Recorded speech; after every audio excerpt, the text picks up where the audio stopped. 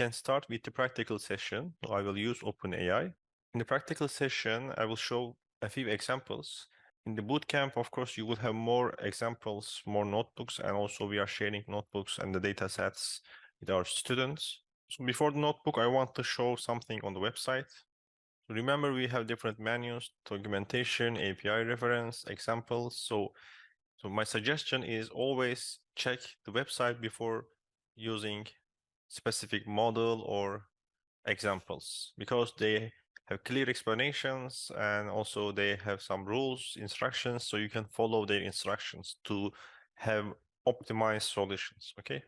In the quick start, you can check it. So for example, there are introductions, so there are some playgrounds you can see. Okay, there's some examples, some prompts, some completion examples. Also, they are explaining some parameters like temperature. You can play with this temperature and see the results. But of course, to do that, you need to have credits. So if you are not in a free trial process, you need to set up your payment. Then according to your credit, you can use it. Okay, they are not completely free. And here you can see to build your application for Node.js or Python Flask. They are sharing setup information, or how can you add your API, okay, run the API, etc. So these are just good. Also the pricing. And for the libraries, okay, so we will use OpenAI Python library. And then you can check and inspect this repository, OpenAI Python library, okay. Here you can also see how can you install this, or how can you use it, what are the dependencies, okay, the usage, how can you set your key, API key, okay, the models, the parameters, or yeah. So what is the command line interface, the examples, okay, example code, for examples, and for codecs, you can check it, and then back translation, for example, you can check them, okay? So there are some tips and important information. For example, you can check the fine tuning. How can you prepare your data set? How can you use it? Okay, what are the weights and the biases? Example notebooks. Okay, you can see preparing data set. We will use it. Okay. They all explain the steps, so you can go one by one. You can follow the instructions, then it will be quite easy.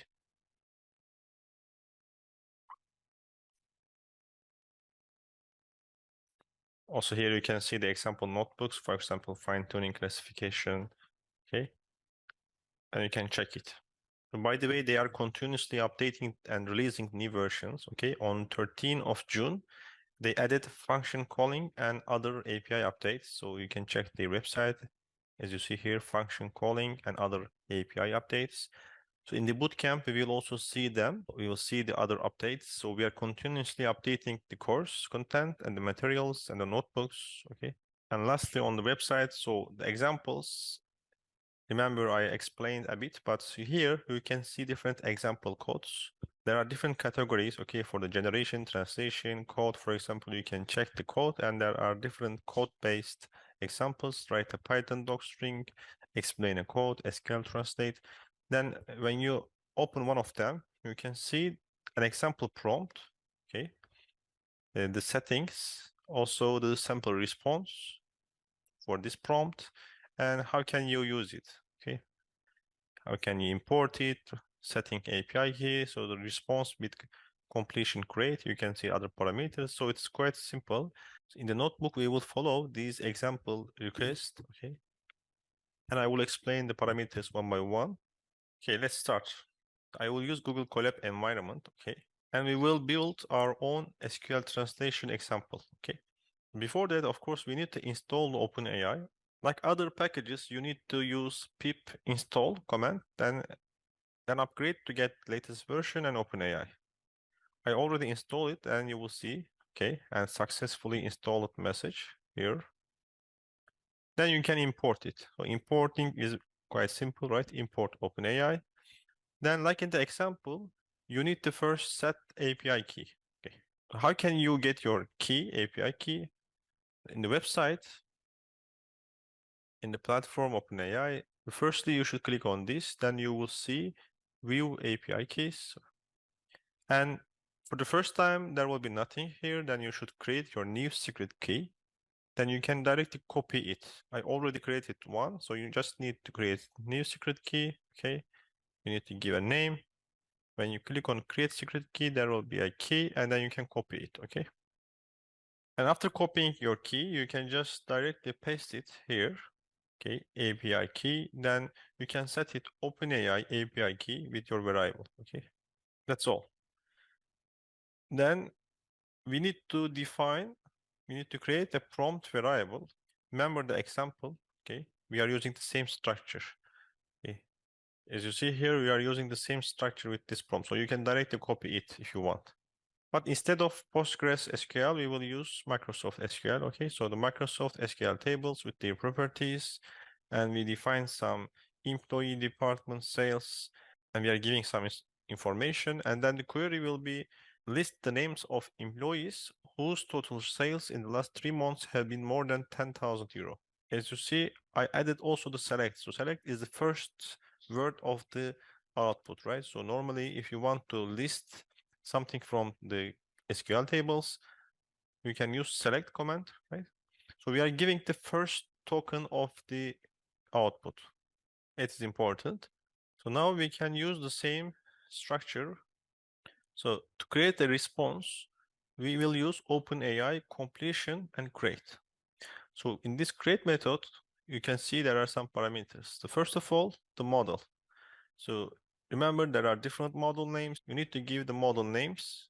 Then for the prompt, you can directly write your prompt here. To have more readable code, it is always good, okay? You can change the prompt here. You don't need to change this part. You don't need to touch this part. So then we have other parameters like temperature, maximum number of tokens, top P, frequency penalty, presence penalty, and stop. In the notebook, you can see the explanation of each one with details, but I will summarize them one by one. So temperature is quite important. This parameter is to control the randomness and the creativity of the model. So it can take values between 0 and 2, okay? And if you want to see less creativity and the most predictable answers, then you should set it as 0. Otherwise, you can increase it. Of course, there is no one best value for this parameter, okay? Because according to different case, you can need different creativity and randomness weight. So I will show a table, but firstly, let's check others, okay? The next one, maximum number of tokens. It's obvious, right? You can restrict the number of tokens in the response with this maximum number of tokens parameters. It is also important. Why? Because we know that the pricing is based on tokens, right? So also you can limit the tokens. And top B is similar with the temperature. With top B, you can limit the tokens to consider the produce and output. Okay. So for example, instead of using all tokens, you can say only use top 10% of the tokens. Okay. It can take values between 0 and 1. Now let me show a table from the community.openai. There's a good article about the temperature and top B. And you can see for different use cases, there are different temperature and top B suggestions. For the code generation, for example, remember temperature can take 0, so between 0 and 2. And here, 0.2 means the code will generate nearly the most predictable output, right? Less creativity. But also top P can be 0.1. So instead of using all tokens, you can use the top 10% of the tokens, okay?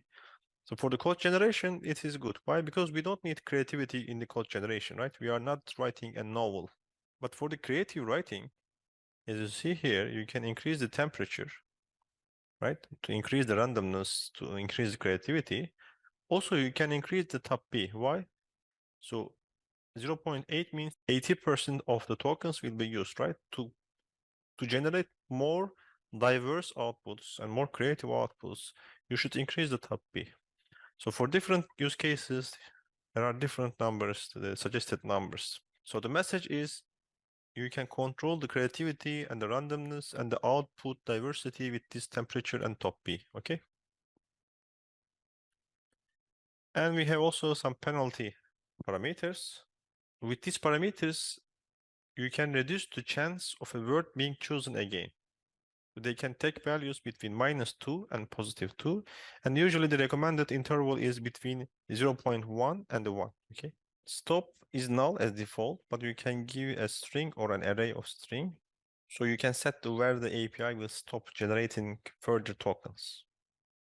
Here also you can see the explanations of each parameter with details and with tips. Okay. Also the recommended values from the OpenAI. So when you run this cell, you will get a response, right? So what is the response variable? So you will see an output in JSON format, right? So we have some keys like choices, created, ID, model. For this class, the only important part is the text, okay? So here you can see the query, e.name from employee, inner join, etc. So we want to obtain a SQL query, and the text is the target output for us, okay? So how can we get the value of text? So it's simple, right? So this is an JSON. So in Python, you can write the key, like the choices, then you will see an array here, right? To reach an, so in array, we have only one element, again, one dictionary.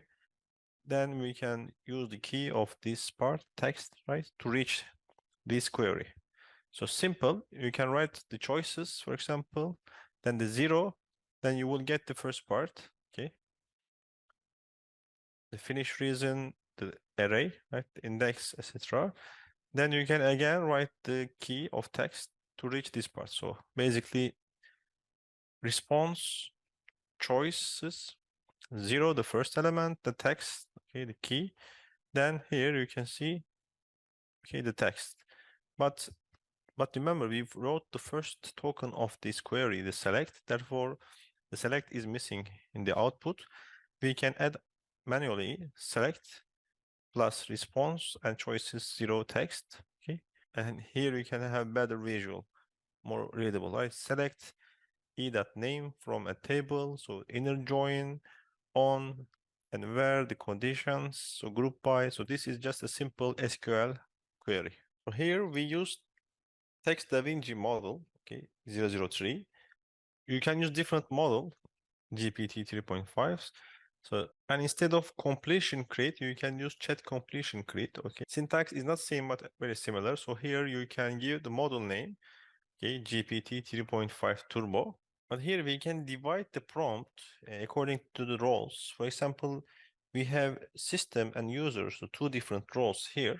Like in the previous part, we can give the prompt, you are a Microsoft SQL expert, answer the questions asked to you in the most accurate way, return only the query. So if you don't write return only the query, the model can also explain it, okay? But if you just want to see the query, then you need to specify it. So you need to give clear instructions to the system, okay? And here you can see, you can give the information about the tables. So Microsoft SQL tables with their properties, then you can give the tables and the properties. Then for the query, you need to define another one, okay, the role and the user.